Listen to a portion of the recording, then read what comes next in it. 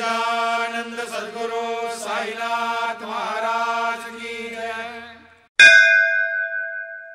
உனது நாம சிந்தனையை அருள்வாய், அதனால் மனம் திருப்தியாக இருக்கும். மனம் எப்போதும் நிலையற்றது, அதனால்தான் உயிர்வாழி கலங்கியது. ஜீவன் மாயைக்கு உட்பட்டவன், பிரம்மன் கட்டுப்பாட்டில் மாயை உள்ளது.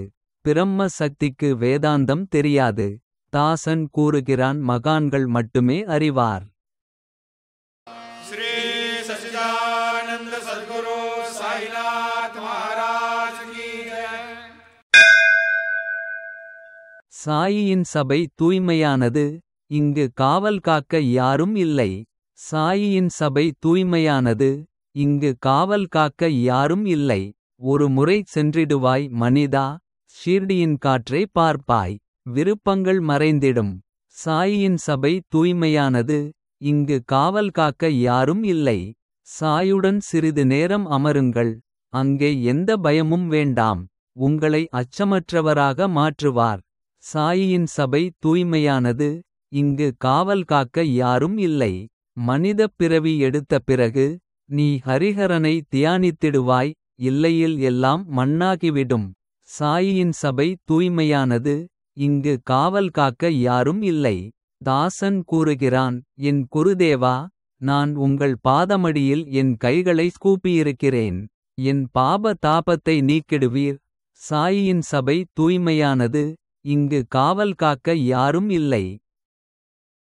श्री सच्चिदानंद सद्गुरु साईनाथ महाराज की जय।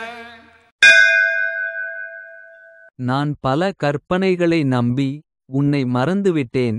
பல காலம் கடந்துவிட்டது. நான் இவ்வுலகில் ஒரு மந்த புத்தியுடையவனாக வாழ்கிறேன். இதுவரை நிறைய குற்றங்களைச் செய்திருக்கிறேன். அதைச் சொல்வதற்கு வெட்கமாக இருக்கிறது. தெரிந்தேதான் உமது கால்களை பிடிக்கிறேன். பாபா, இப்போது நடப்பதை தடுத்திடுங்கள். श्री सच्चिदानंद सद्गुरु साईनाथ महाराज की जय। சாய்நாதனை எவ்வாறு சந்தித்தோம் என்று பாருங்கள். உண்மையில் இது ஒரு சிறந்த தெய்வீக சேர்க்கை. தரிசனம் பெறச் செல்லும் பக்தர்கள் அதிர்ஷ்டசாலிகள். கலியுகத்தில் இவ்வளவு சிறந்த வாய்ப்பு எவ்வாறு பெற முடிந்தது? நாம் கடவுளின் நாமத்தை ஜபித்துக்கொண்டு பக்தியை விட உயர்ந்த ஆழ்ந்த தியானத்தில் ஈடுபட்டுள்ளோம். பாவங்கள் இருப்பினும் அவை அழிக்கப்படும்.